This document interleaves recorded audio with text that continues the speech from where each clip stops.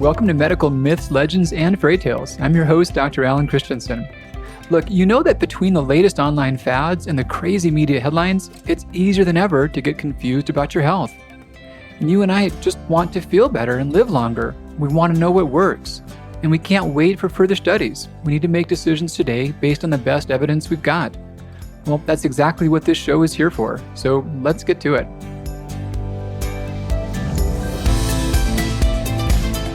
Hi there, this is Dr. Linda Kashaba from Integrative Health. Would you like some help with your thyroid? We would absolutely love to help you out. And guess what? We can even do remote care. Please call us today at 480-657-0003 to set up your first appointment. If you mention code podcast20, you will get 20% off from your first visit. That phone number again is 480-657-0003, and the code is podcast20. Can't wait to meet you. Hey, Dr. C here with you. Have you got your genes tested yet? If not, should you run out and do them? If you have, is the information accurate? Is it meaningful? Is it clinically relevant? Are there things it would tell you to do that you wouldn't be, well advised to do anyway? What's up with all this? These are all concerns I've had for quite some time, and I got to air them recently with a good friend, Dr. Ben Lynch. Dr. Lynch is the author of the best-selling Dirty Genes and just a real leader in this whole world of nutrigenomics. He's also president of Seeking Health. They put together supplements, courses, and tools to help people make sense out of their genes and their health status. Dr. Ben is a naturopathic physician. He's up in Seattle with his wife and 3 kids. Good guy, good solid man, and great resource in this. We got some real good clarity and some great takeaways. And the upshot of it is that please don't be fearful. Please don't think your genes are your destiny, and do know that your lifestyle still is what matters the most. Please enjoy this time with Dr. Ben Lynch. Hey, Dr. C here with you for another episode of Medical Myths, Legends, and Fairy Tales. And super glad to be joined by my friend Ben Lynch. Hey, Ben, how you doing? Awesome, Alan. Always great to be talking with you. Yeah, likewise. I'm looking out the window right now at the mountain that we were hiking up last time we were hanging out, and let's rephrase that a little bit. The mountain that you were flying up, and that I was busting my butt to try to keep up. You did fine. yeah. That was good though. It was beautiful and great to be out there. Yeah, and it was fun to have a good talk about things, and I enjoy spending time with you and be able to really talk through some of the nuances and issues that are not as clear otherwise, and that kind of inspired me to reach out to you for this. Yeah, and I appreciate what you're doing with this podcast because there's a couple of myths out there, 1 or 2. Let's see if we can take that down one more today. Yeah, I'm with you because it seems like there was a moment in my time and where all I was doing was dispelling myths. So now that's on your shoulders, so we're good. So here's the funny thing. I'll kick it off with this, and of course I got you on. We'll talk about genetic testing and ins and outs. So one quick example, 23andMe, they give these various health traits, right? Like your earlobe, your cheek dimples, your bitter taste, your motion sickness.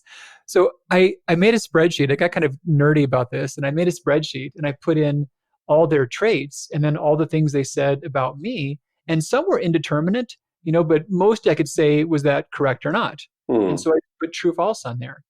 And we don't take these all that seriously, and we know that there's a lot of reasons why the traits may not be accurate, but the methodology behind determining them is not different than the methodology for determining the medical information too, right?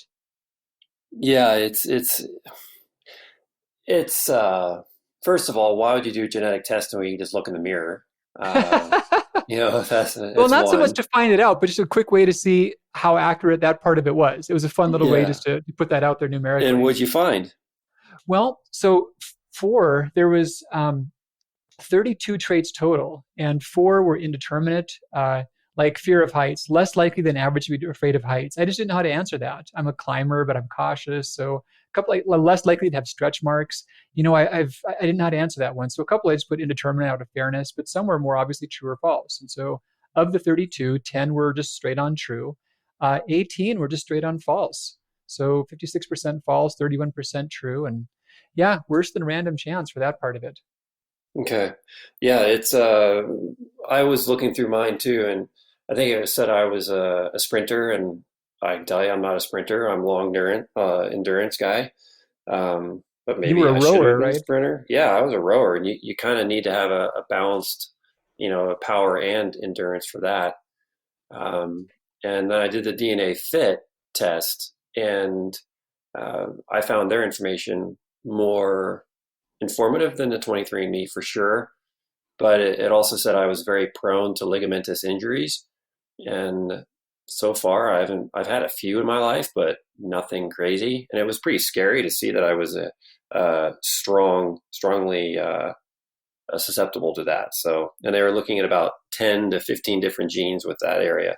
Yeah, you've done athletics, you've done hard physical work throughout your life. I know Yeah, that. So if you had been prone to it, it should have happened. I think so. So, and it's really when you read these papers, we're doing our own research for our own genetic test, and you read a paper, um, and it's may sound really good initially, and then you look at the citation of that paper of what they're referencing in the research paper, and then you find the original paper that they actually reference, and then what they're actually referenced, it has nothing to do with what they actually said in their own paper.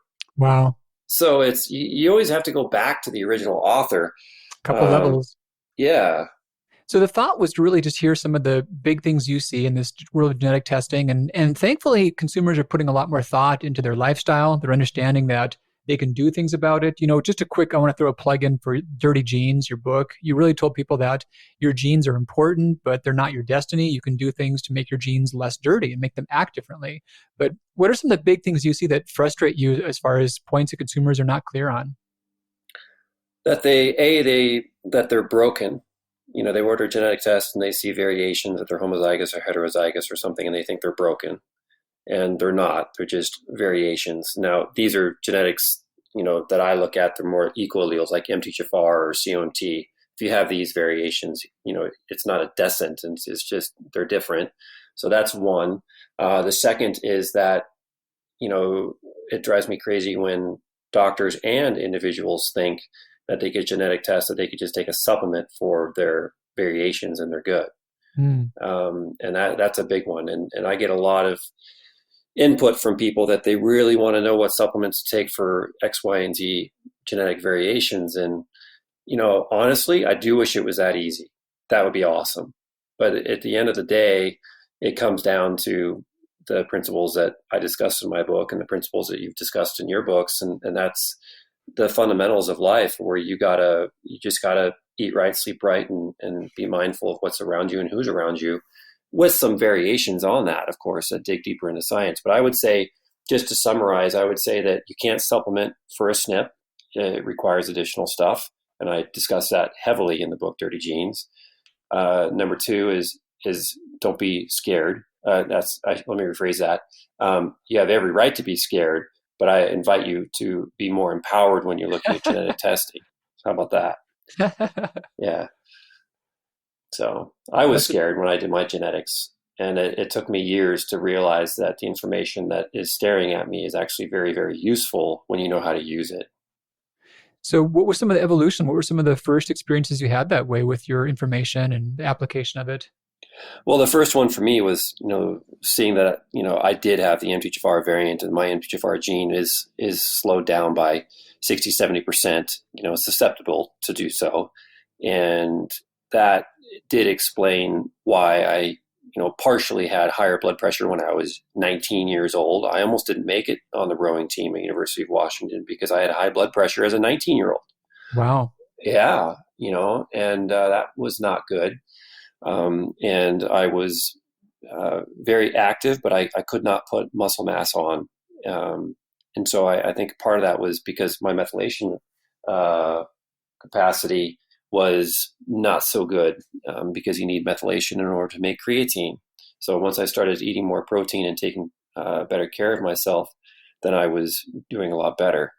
And then I saw that my kids inherited MTHFR from me and my wife as well. And one of my boys has the exact same variation as I do. And, he was delayed onset for speaking, but was that because we're a dual language home, where she speaks Russian and I'm English, or is it Hmm. because he had a variant? hard to say. Our oldest son he has a very, very mild variation in MTHFR, very mild, just one copy that's not very significant. And he was speaking right away, and he met all milestones and did really well. And the youngest was also difficulties speaking, and eventually got over it about age 3.5. And he had speaking training and all that. But he's fine now. But they also have other genes which are that people don't talk about, that are increased susceptibility to things like organophosphates and ApoE. One of my boys has a 4/4. Oh, wow. Yeah, and so He's not playing football, huh? exactly. So that's where you shed the light when you're looking at the test, and you're going, damn, I'm scared, or oh, okay, it's actually really good that I know he's got the 4/4 variant for ApoE, because now I could really coach him in terms of how to take care of himself, or if he does hit his head, that I'm very proactive with supplementation and rest and taking care of him, and avoiding things like football. And he loved flag football, and he was really good at running back. But I would never let him play football, even though he wanted to. And he's learning. He's 11 now, and I've told him about this genetic thing, and he's got to be more careful. But he's 11 years old; he doesn't really get it. You probably have accurate numbers better on top of mind than I do. So the difference between risk for major brain trauma from concussion with the 4/4, then the 3/4 versus not having the 4, it's like what, 60-fold difference for a case like his, or? I don't know, and Okay. I don't want to throw a number out that I'm not confident in stating, but I do know that it's very significant. So, and then if you have other inflammatory genes as well, a lot of people look at one gene, Alan, and they're like, "Oh, I'm ApoE44, and they're like, okay, that's bad enough." But then if you have to look at the whole picture. Do Mm-hmm. you have inflammatory genes? Do you have TNF alpha, that is inflammatory gene that is really, really screaming fast and increasing fire when you have an infection or an injury, and that can be good, but long term for chronic disease, it could be actually really bad.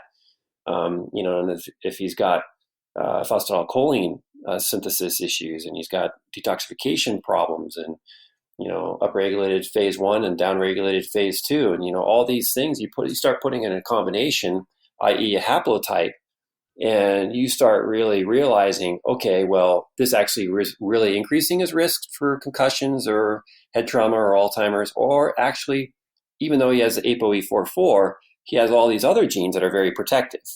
Mm-hmm. So you got to look at the whole picture, and so many people are looking at it in just gene to gene, one at a time. And honestly, it is overwhelming in the beginning, but once you start doing it for enough time and you gain experience, you start understanding that it's actually the combination of genes, which is actually very, very useful and informative. The other reason I love to point people at your work is you talk so much about the huge gulf between your gene status and your gene expression. Mm-hmm. Having a gene doesn't mean the gene is necessarily doing that bad thing that it might do. That's right. That's right. And that is it's a good point. That's one of the things that I want to say at the beginning when you say what is a big myth, that you also see. Another one is that goes right along with that is people, let's say person orders a genetic test. They order a genetic test and they don't have the ApoE44. They don't have an MTHFR variant. They don't have any TNF alpha, the inflammatory genes. They don't have let's say they're a perfect genetic specimen, right? They got all the great genes. They might as well smoke and drink. But they still smoke and drink, and they're slithering in your office, and they are really, really sick, and they're struggling, got eczema and psoriasis, and they got leaky gut, and they just made a mess on your floor, and they're dizzy, and they got tinnitus, and they can't sleep, and it's there you go. So just because you have perfect genetics doesn't mean you are a perfect specimen, and the opposite is also true.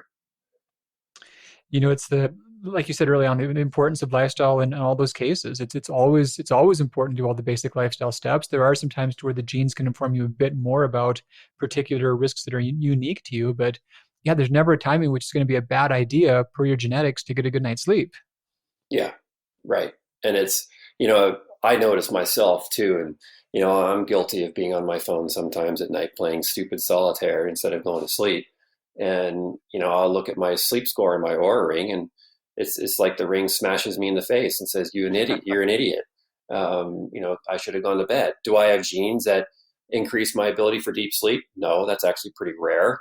But we all have issues in terms of melatonin when we're staring at a bright blue screen. I've seen data calling into question the accuracy of a lot of the direct-to-consumer tests, just as to whether or not their information is consistent with what would be found by other methods. I saw a paper looking at, I think it was in the context of the BRCA gene and a few others, and it was arguing that there was about a 40% discordance rate. And are there some factors like that we should be aware of with the direct-to-consumer genetic tests? Yes, yeah. So 23andMe got in trouble by the FDA, right, because they're reporting things like BRCA gene and ApoE, which are very, very significant findings. And I think that FDA did the right thing to step in and say, hey, you need to present this in a different way to protect the consumer. Their genetic, I'm building a genetic test right now, and I will tell you that there is a lot that goes in it, and the accuracy and the amount of testing and samples that you need to be reporting back something that's accurate is a lot of work. And 23andMe, I hear, did a lot of good, solid due diligence on the BRCA genes that they report back and on the other key things that they report back in their report. Now, they have, hundreds of thousands or tens of thousands of other genetic variations that they report back on. And are they all the time accurate? And what accuracy are there? I just had a big discussion with Illumina, who was a maker of genetic chips in the world, and a big one.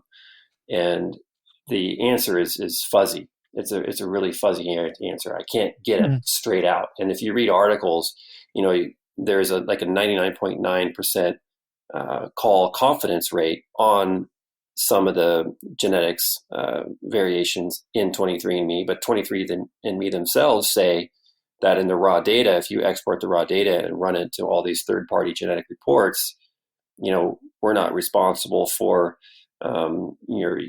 what's going to happen with that, because we don't really focus on the accuracy of that additional raw data. Right. So what does that really mean? And do you mean by the accuracy in terms of the impressions that the third parties derive, or just how congruent the data transfers? I believe it's both of those. Plus is, how accurate is the entire chip of 23andMe, right? Wow. All of it. So it's hard to say. And you dig into the reading, the additional reading documents on their website, and you read somewhere like 40, 50% on some alleles. You're like, wow, that's really bad. Why even report that? But they don't report it. It's just in their raw data. So, and we're doing what's called creating a cluster file right now for our own genetic test. And if we get back anything that is a low confidence to report, we're not going to report it. We'll just cut it. Got it. So yours will take the raw data and analyze that? Is that what you're talking about? Yeah, or? But our chip is also huge. It's actually bigger than 23andMe's by quite a bit. But you don't want to overwhelm the doctor and the consumer with all that information. So you're only going to report back. I think we're reporting back 200 different variations in the beginning in a report. But these are going to have a very, very high call accuracy rate. And, I want all of our variations to be very, very accurate. So that is a high priority. But what is also needs to be understood about the BRCA gene is 23andMe does a decent job of this. When you go to and you get your 23andMe test back, and it says, do you want to see, your BRCA gene if you have it or not? And you say, sure, all right, let's do it. And you check the box and you watch a little video about what it means. And in that video, they tell you that they report 2 variations of the BRCA gene, even though there's probably, I forget how many, 50 to 100 different variations of the BRCA gene that all, may increase susceptibility to breast cancer, and they only report 2 of them. So if you are doing the 23andMe and you want to know if you have breast cancer risk, and you get the results back and it says you don't have these BRCA genes, BRCA SNPs, you're good. But in fine print, they say, well, we haven't checked all the other 50 to 70 of them. So it's to me, it's why report something if it's completely almost irrelevant. So I find reporting BRCA to the consumer to be a very detrimental thing. I don't think the FDA should allow it personally. So I misunderstood, and I don't think I did my clarifying question well. So you're not developing a third-party analysis of 23andMe raw data. You're doing direct analysis yourself, is what you're working Correct. Toward. We currently do export. Folks can export their 23andMe data into our genetic report, which is why you were still in that train of thought, because we do that. We do offer that service into Strategene. But since I've worked with 23andMe and Ancestry for so long, and I've been researching for so long with my team, that we found numerous variants that are in the published literature that have a very functional importance that should be reported to the consumer and health professionals, and they don't test any of these. So we custom built them into our chip. Got it. This is cool. So any, probably hard to project, any kind of a time frame for when fall. Okay. Fall. Yeah. So That's exciting. it's been 5 years of research and mountains of data, and I don't know how many papers, and redrawing pathways and adding, because we don't just report SNPs, we also look at what influences the genes, right? As you said, that we try to look at the whole picture. So we look at what vitamins or minerals that these genes need for their enzymes that they make, and then we look at things, which heavy metals or reactive oxygen species or infections or other things can slow down these genes or speed them up. So you're not just getting a genetic report, you're getting an epigenetic report. That's awesome. Yeah. And will you be taking into account some of the findings of how genes would influence one another, about findings in Yes. concert? Or that's really cool. And we do that only with, let me rephrase. There are some SNPs that we read the research on, and the information looks to be really good, and we try to find another paper that confirms the same thing. And sometimes these papers conflict with each other. The findings aren't concordant, and so you're kind of left confused. It's like, well, is this gene faster? Is this variant causing the gene to work faster or slower, and how much? And sometimes they just completely contradict each other. So now you're kind of left up in arms. So those types of SNPs we don't really report because we don't know. We don't have enough evidence. But other times we'll find a SNP that says, okay, this SNP is actually quite slow, and but it's still not enough evidence. And we will say that it appears that this gene is slower, but we don't truly know if that's the case or not. And then there's other SNPs that have been researched like crazy, and it says this gene is 46% slower if you're heterozygous and 78% slower if you're homozygous. So that is super solid. But then we only report what's called haplotypes if we find them in published literature. It says if you have these combinations of, say, these 2, 3, 4, or 10 different genetic variations, you might be at increased or decreased risk for various things. For example, acetaminophen toxicity, there's a haplotype for that, which is pretty cool. So if a person is taking Tylenol and they have this haplotype for not being able to process the Tylenol, they're going to get pretty darn sick from it. Well, that's cool. And I'm sure you've taken this into account, but I'll see examples of genetic tests that will reference something, but the actual study, the effect was quite questionable, quite inconsistent, or very insignificant. Like the degree of change was so small. So those are great to take some of those things into account. Yeah. And you need to work with people who are smarter than you and also who are pickier than you. And we get in arguments all the time, but they're good, constructive conflict arguments. We're not fighting each other. We're debating whether or not we should include this or not, and why. And so the team does a great job of going back and forth, and we're really, really strict about what we report. A lot of genetic reporting out there is based upon volume. How many SNPs do you include versus how many relevant SNPs do you include? That's what I want to know. How much research do you know about all these SNPs that you're reporting versus reporting all these different SNPs that there's no evidence at all.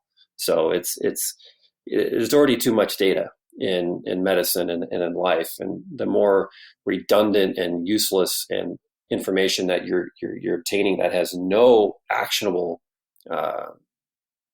there's nothing you can take action on, then why bother with it? Right. And within the data that's there's a huge range in its relevance, its clinical relevance and utility. Massively. And it's very difficult to know what to do with all of it. We're all basically guessing. And, at the end of the day, you do need to look at the genetics, you need to look at the labs and the history and the environment that they're living in, and how the pregnancy went. You need to look at all of it. So I equate genetic testing as just having another tool in your tool shed. That's it. And, it's 1 6-inch screwdriver. That's a flathead versus the whole set. I love that. I know that you've done a fair amount of work with construction and yard things, so you've handled tools in the day, and that's a great analogy. Yeah, I've got lots of tools, and I can't let go of them. But they're all useful. It's not just the one. That's right. You need them all, and if you're using the flathead screwdriver and you're trying to dig a hole, well, you can dig the hole, but it's not going to work very well. And the Phillips won't help much more either. Nope. Got to find that shovel. We'll be right back after a word from Integrative Health. We hope you are enjoying this episode of Medical Myths, Legends, and Fairy Tales. This is Dr. Turner at Integrative Healthcare. So often we hear from our new patients that their primary care physician has told them that their thyroid and hormone levels are fine, and they should not worry. Yet the patients still have symptoms of severe fatigue, thinning hair, and weight issues. Unfortunately, this is too common with thyroid care. The good news is we can help, and there is hope. The doctors at Integrative Health, including myself, specialize in naturally treating thyroid, hormone, and adrenal issues. We would love to get you started on the path to ideal health. From the comfort of your own home, you can get treatment with one of the doctors at Integrative Health via telemedicine. Go to integrativehealthcare.com to become a new patient today. Use code PODCAST20 for 20% off your new patient visit. Again, that is integrativehealthcare.com, and use code PODCAST20. Get back on the road to thriving. And now, back for more medical myths, legends, and fairy tales. So what's an example of a situation in which you think a consumer really gets, led the wrong way or unnecessarily frightened? Or what's a classic thing you see to where you think, oh, heck, I wish they wouldn't have made that conclusion? Or, give me an example. Go a little deeper. Well, is there something you hear often? Someone says, I did this test and now I'm doing X, or now I'm taking this, or now I've stopped that. And it's moving them completely in the wrong way.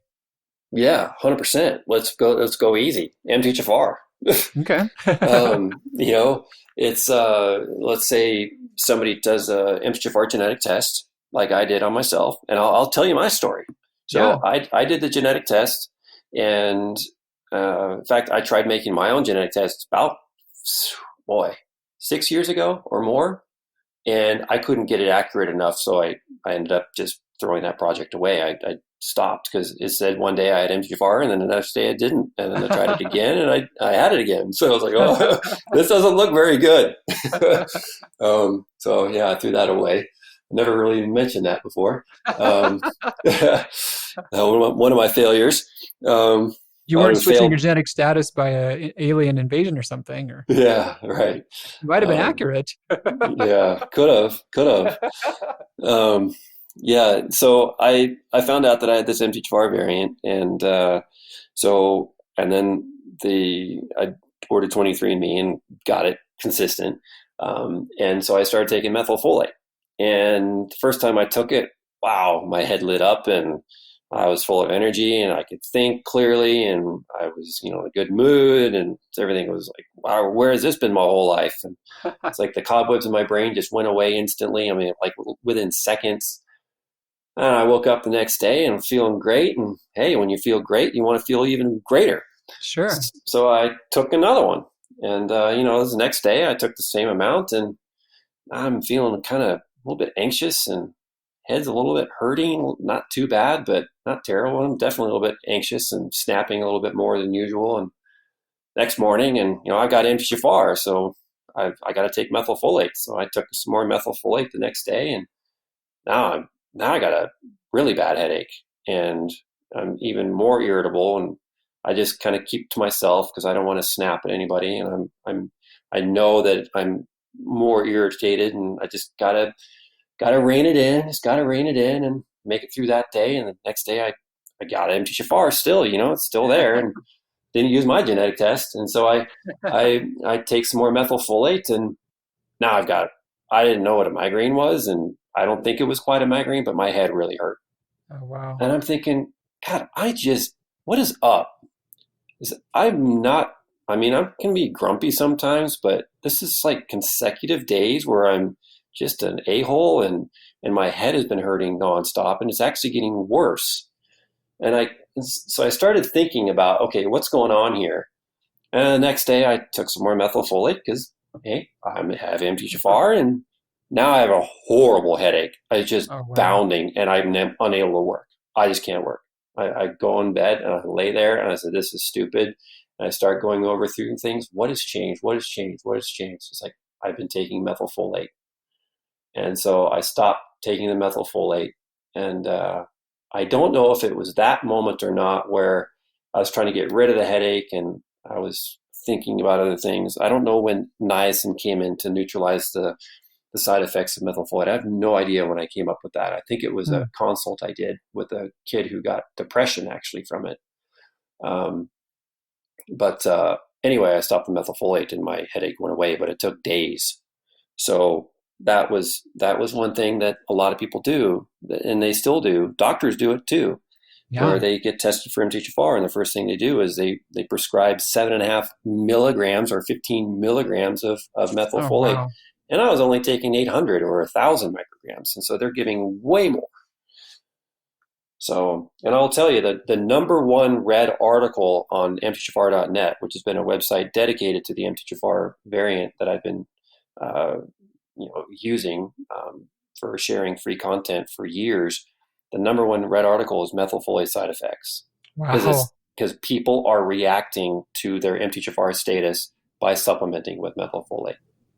And they're seeing side effects. That's why they'd be going to the article. So it's Exactly.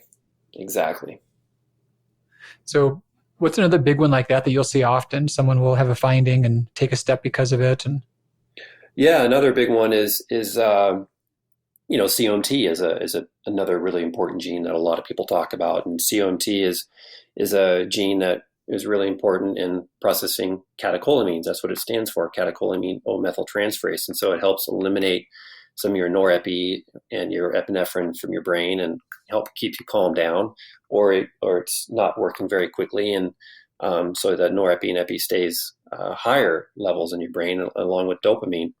And then your estrogen levels, a fraction, there's different estrogen types. And so COMT will break down one of these types of estrogen and make it less, carcinogenic. And so women will, be able to move that estrogen through.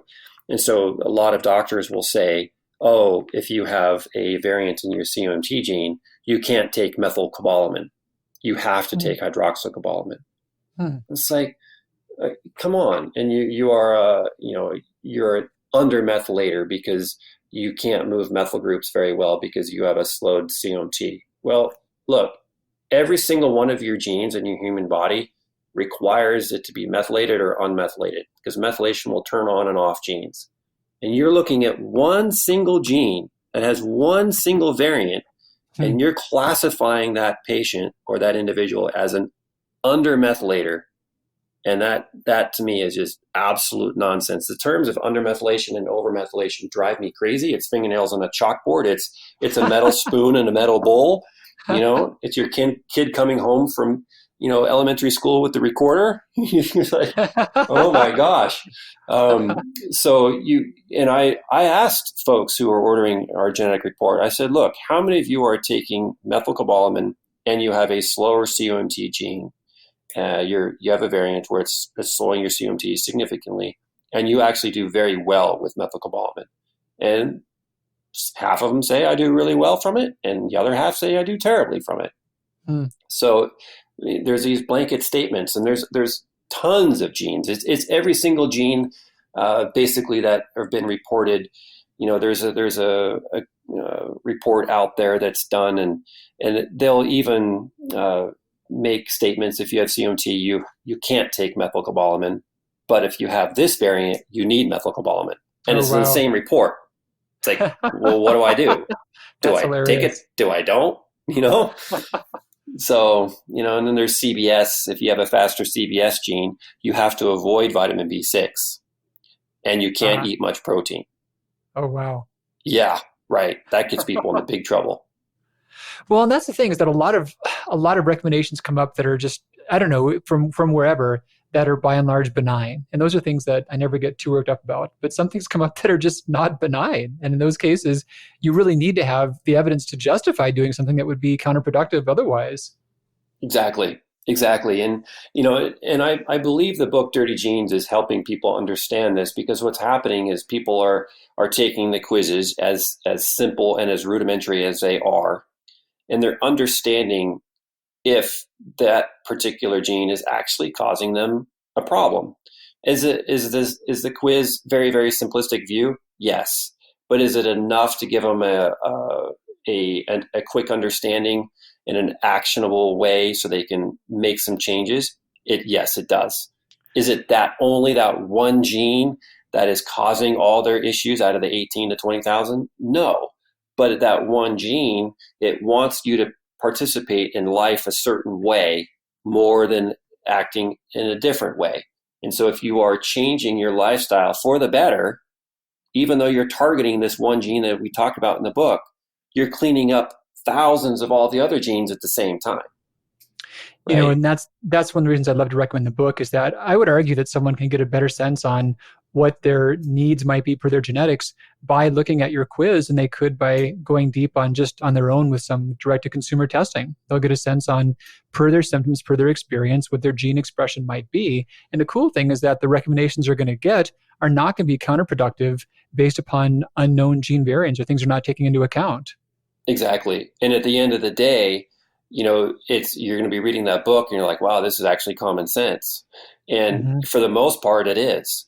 The soak and scrub portion of the book is common sense, but it's allowing you to understand and apply the common sense in a way that you understand why that common sense is so important, and why your genes actually want you to do the common sense things, and why it's important that you do it, and how they are utilizing your lifestyle choices versus being bombarded by the bad ones. And on the other side of that, I lost my train of thought. Where was I going? I was going somewhere.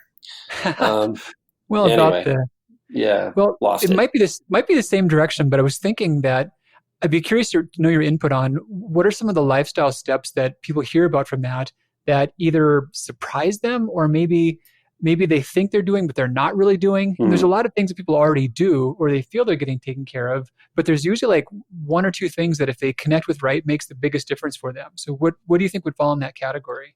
Boy, yeah, that is where I was going. Thank you. And it's such a huge answer that I derailed myself thinking of all the different things. Maybe I need some methylfolate.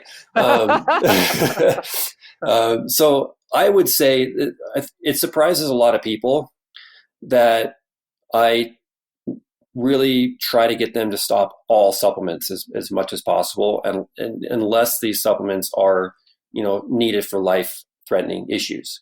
I want them off of all supplements, because supplements can make you worse. And I also want you to find your base level, how you're feeling without supplementation. A supplement is defined as to add to or enhance. It's not to replace a crappy lifestyle or diet or not going to bed on time. So if you're taking a supplement that helps you fall asleep at night, and you're supposed to be making these lifestyle choices that also do the same thing, like not play solitaire in bed and avoid bright lights, and not eat a bunch of protein if you're a slower COMT, or getting in arguments with your wife or your kids, right? All these things matter. and you're still taking the supplement for your sleep, well, maybe after you do that soak and scrub and you put those things into play, you fall asleep like a baby and you don't need that supplement anymore. And let's say that you did take that supplement still for fall asleep because you thought that you really, really needed it, and you didn't listen to me in the book, which is fine. My wife doesn't listen to me much anymore either. So, it's all good. Or my kids or myself. But if let's say that you are doing those changes and you are working on your sleep, but you're also taking the sleep pill, what's wrong with that? You wake up trashed. Yeah. You wake up trashed. And then what do you do? You'd be trying to diagnose your daytime fatigue and not know where that was coming from. Exactly. And so you start sucking down the caffeine in the morning and eating some carbs and some sugar to give you that instant lift, because that's what you need. You need to get going. So I'm just going to grab a donut and a coffee, or some oatmeal and some coffee, or what have you, or take a supplement to give you that boost. And it was that sleep pill that you were taking, that sleep supplement. So now you're on now you're on a sleep supplement and an energy supplement. Upper and a downer. Yeah. And all you need to do is just stop the supplements. So that is one. And another one is I really emphasize the fact about breathing through your nose. And this nose breathing is so, so important, especially parents, for your kids. If you see your kids mouth breathing, their cognition and focus is going to go down. Their jaw development, their teeth development is not going to be ideal, and their facial structure is not going to be good, and their ability to draw air and get a lot of oxygen in their system is going to be inferior. They're going to be snoring. They're going to have, and snoring is an increased risk for cardiovascular disease later in life. And so you have to set the stage early and work with myofascial experts who and get devices like ALF or MyoBrace, and do myofascial techniques and mouth exercises. And Sarah Hornsby is a practitioner who we work with. Our youngest son who mouth breathes, and our middle son also mouth breathes, and we're going to get him most likely the MyoBrace, and we tape his mouth shut at night. And you're thinking, whoa, what are you doing? What are you talking about? So there's tape that you can use. For mouth taping, you can Google it, and you obviously have to make sure that their nose is patented, they can breathe through their nose, because that wouldn't be good if they couldn't. And you do it during the day, and they get comfortable with it. And now my 11-year-old son asks for it at night, because he knows he wakes up in the morning and he feels so much better, and he will get a sore throat and dry mouth. So if you're waking up in the middle of the night with a very dry mouth or a sore throat, you're probably mouth breathing, and you're not getting a good deep sleep. That's a huge, huge cool point. That used to be something talked about quite a bit historically, and even a mouth breather was a derogatory term for people. And I think there was a real understanding about the points you mentioned about how it could change cognitive development. Yeah. And you look at, it's interesting too, when there's a picture I used in one of my conferences years ago of this little girl sitting at her desk, looking up at the chalkboard. Well, we used to have chalkboards, and her mouth was wide open, and she's just staring there with her mouth open. And you don't really think of that as an issue. And then I invite you to take this point and drive. Next time you're driving, look at who's next to you in the car at stoplights, or who's oncoming, and see if they're mouth breathing, or at the airport, or at the shopping mall, at the grocery store. How many people mouth breathe? It's unbelievable. And it's causing problems. So if you find your mouth hanging open, close it, and just keep it closed. And it might feel like work in the beginning, and it will be work for you. But then you need to find an expert, someone like Sarah Hornsby or someone. Mike Mutzel talks about mouth taping. That's where I learned that from. That's cool. But there's all sorts of different folks that talk about breathing, and look into it. Breathing is important. It's the foundations. And Alan, I was working on I asked at one of my conferences, how many of you all want to learn about mitochondrial dysfunction and genes that are associated with mitochondrial disease? 300 hands went up. I was like, all right, cool. And so I went to the research, and after that conference, and I was looking at all the genes that had to do with mitochondrial disorders, and I realized, okay, they're really rare. They're really rare. If you're born with these, you're in trouble. They're a big deal. Yeah. They're a big deal. And I was like, It's not okay, well, subtle. yeah, it's like, okay, this is going to be diagnosed pretty much at birth, and they're rare. And so the SNPs are kind of out. So what is another big player for the mitochondria? And I was thinking, I was looking at all the biochemical pathways and the complexities and the complex 1, 2, and 3, and 4, and how they're all working and how they get the components from the Krebs cycle. I was like, oh, going in. And I stared at the thing for a little bit and it said O2. I was like, oh, oxygen. Oh, breathing. I was like, oh, people aren't breathing right. So I just went way back out again. So I went from the minutia to coming all the way back out to proper breathing. And That's I was really like, cool. wow, okay, that's where we need to be focusing.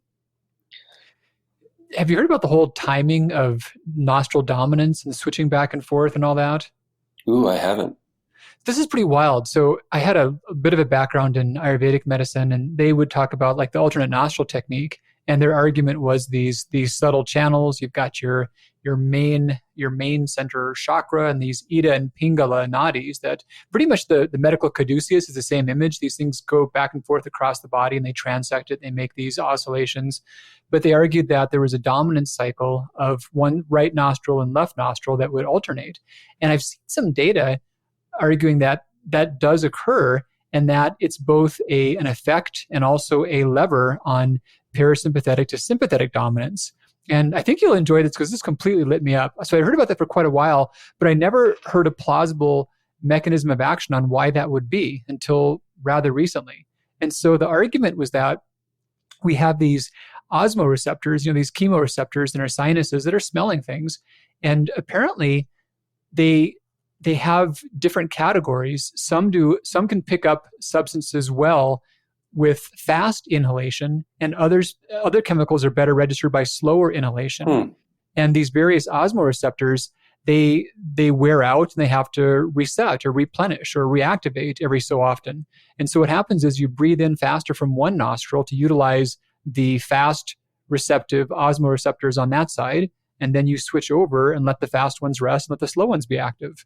And that's a parasympathetic sympathetic effect. But also the argument was that by doing techniques to nose breathe in general, and then also to deliberately control the nostril breath, you could help that function stabilize and therefore improve the sympathetic nervous system. Yeah, you see exercises where people are instructed to close the right side of their nose, not nose, or the left side, and alternate and do deep breathing or faster breathing through them. And I never really thought about that, but that's really curious about the osmoreceptors. Yeah. You got neat. fast ones and slow ones. They've got to take turns. There's about a 90-minute cycle the body goes through when you're healthy. But it's also a sign of just HPA dysfunction when that's not working well. And that would definitely tie into learning issues. Yeah, for sure. Just how well the body could go into and out of parasympathetic, and that's that. And certainly, if you're mouth breathing, you're getting none of that. It's not even close to being in the ballpark. Right. And I talk about mouth breathing in the NOS3 chapter in the book, the nitric oxide, because when you breathe through your nose, apparently you're able to produce nitric oxide, which you need for vasodilation. But when you breathe through your mouth, for some reason, you're not able to make the nitric oxide. And, what the mechanism there is, I haven't researched it, but, I forget the guy, Patrick McEwen. Patrick McEwen is amazing. If you want to interview, someone about breathing, he's the guy. He coaches Olympians and others, but I had him on the Dirty Gene Summit as well as you. And he shared a lot of great insights, but he'll go on stage and he'll instruct people to just, sense if their hands and feet are cold. So if your hands and feet are cold right now, then your nitric oxide levels aren't doing very well. So if you focus on breathing through your nose, maybe those osmoreceptors are kicking in and also triggering the parasympathetic response, which also then will drive the nitric oxide production, and then your hands and feet will warm up. Oh, and you also get vasoconstriction from too much sympathetic activity. Exactly. Right. So it's that's one of the quiz questions in the book. If you have a dirty NOS3 gene, are your hands and feet always cold? I spend quite a bit of time in there instructing people to breathe through their nose. So in terms of action steps, I've been dissuading people from doing a lot of just consumer testing anyway, but they'll now have an option of doing this in a way that's much more useful and meaningful. Yeah, and you're right, though. A lot of people should not be starting with genetic testing. And, I came out with the strategy and genetic report before I wrote the book. And I came out with the strategy and genetic report to help actually dispel myths that were being done from all these other genetic reports. I did not want to make another genetic report. I didn't want to invest the time in that. But I felt I had to because people were getting hurt. And so I made strategy. And then I wrote the book, Dirty Genes. And the people who ordered Strategene were still confused, and because rightfully so, it's confusing, a lot to learn. And so then they read Dirty Genes, and they're like, "Oh, now my genetic report makes so much more sense. I wish I did the book first, and because now it's useful." So, and that is how I want people to actually respond. I want both tools to be useful, but the book is where you want to start first. You have to understand how your body functions. You have to clean up your lifestyle, your diet and environment. And I know it's work. I know it's a pain in the butt. Requires you to make changes, but every simple little change that you make, it's gonna improve on things. And so once you improve a little bit, you're gonna become addicted to that improvement. And you want to do it again, right? So start with That's the really book cool. and then do genetic testing. If you want to do genetic testing, and if you're still scared of doing genetic testing, don't do it until you feel like it's going to empower you. And I will let you know now that my goal with the strategy and genetic test is not to scare the Jesus out of you. It's to empower you to understand that, oh, I have this genetic variant, and it might lead to a increased phase 1 detoxification system. So I need to really sweat and exercise and maybe drink a little bit more grapefruit juice, to slow it down a little bit, or maybe I need to speed up my phase 2 by eating these certain foods. Right? It's really important to know that information, and if you have it actionable, it will always be overwhelming because it's so much information. But you do one thing at a time, and you will make some headway. And I guess a brief thing that might be good for, it didn't come up, it's talked about in the book quite a bit, but I just love you to quickly mention as we're winding down about how these things they're not just errors, that these are variances, and that in context, these things probably had some advantages, or they might still. Yes, thanks for that. Yeah, and so when I was working on the book, my writer Rachel, she's like, Ben, do these genes have any benefits? These genetic variants, do they have any benefits? And I was like, yeah, absolutely. And so we'd have these long phone calls about discussing, why these certain individuals would have these genetic variants and what benefit it would have. So let's talk about COMT for a little bit. COMT can be slower, and some people it can be faster in others, and it can be just right, like the three bears and other people. So if you're the faster COMT, you're more relaxed in stressful situations. And, take ER type docs, right? ER, EMT, firefighters, these intense type neurosurgeons, they're doing stuff that they got to be on point in very, very stressful situations. And I'm thinking, there's no way in heck I could be any of those, because I don't do well in stressful situations, but I tend to have a slower COMT ability because my dopamine, epi stay higher in my brain longer because of other genetics too. And so there's a benefit. But on the flip side, let's say that you have a slower COMT. It allows you to focus longer, and you can stay up, longer. So if you're at the front of your cave, keeping the saber-toothed tigers out, you're going to be the night watchman, and you're not going to fall asleep. And if you got the faster COMT guy watching the cave entrance, he's probably going to fall asleep, and he's going to get munched, and he's dead, and his genetics aren't passed on. So, Wow. There's things like that you need to understand, that you've inherited these variations from your parents, or from your ancestors rather, from hundreds, thousands of years ago, that have been passed on, and they're based upon the environment at that time. And where are you living now in relation to 1,000 years ago, where your ancestors were? Pretty different place. Yeah, in so many ways. And the core message I'm hoping the listeners are getting is that in this journey to health, there are a lot of ways that you can seem frightened, it can seem hopeless, but in the big scheme of things, you do some good lifestyle, you think well about having healthy relationships, making sense out of your own mind and not getting too wrapped up in the thoughts, some basic self-care, and the body can do such a good job taking care of itself. So that's why I was really excited to share Ben with you and let you know that your genes don't change that. Yeah, and then there's genes that you can't change. I mean, you can't change your eye color. I mean, you can with contact lenses. You can't change your hair color except for some dye. And there's certain things. Maybe you're born a celiac. And you can't have any gluten whatsoever. And that's all fine. But the genes that I'm talking about and Alan is talking about mainly are what Dr. Robert Navio calls eco-alleles. And these eco-alleles are very, very influenced by your choices. And eco-alleles are what I love reporting back on because they're actionable. And so when you read the book Dirty Genes, I'm talking about eco-alleles. I'm talking about genes that are heavily, heavily influenced by every choice that you make from now on through the rest of your life.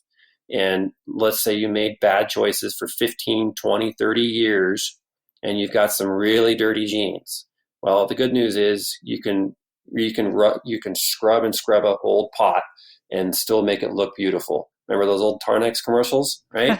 For sure. Yeah. So you can do a lot. Sometimes they're irreversible, but let's start with the positive thinking first, and you can do a lot to pick up and remove a lot of those bad habits and those bad things that you used to do back in the old days, and start over or start fresh. That's cool stuff. Dr. Ben Lynch, always happy to spend time with you, and thank you for sharing with everyone here. And yeah, I really appreciate your time. My pleasure, Alan. Thanks for having me on, man. All right. Listeners, thanks so much for being with us again. I'll be back with you real soon. In the meantime, take great care of yourself and try to not breathe through your mouth. See you soon.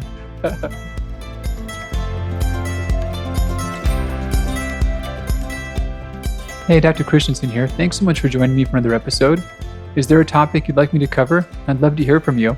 Just go to Dr. Alan Christensen on Facebook or Instagram, write your question, and use the hashtag #MedicalMyths. Did you find this show helpful? If so, please take a minute and leave us a rating on iTunes so that others can know. Thanks much, and I'll be back with you real soon. Bye-bye.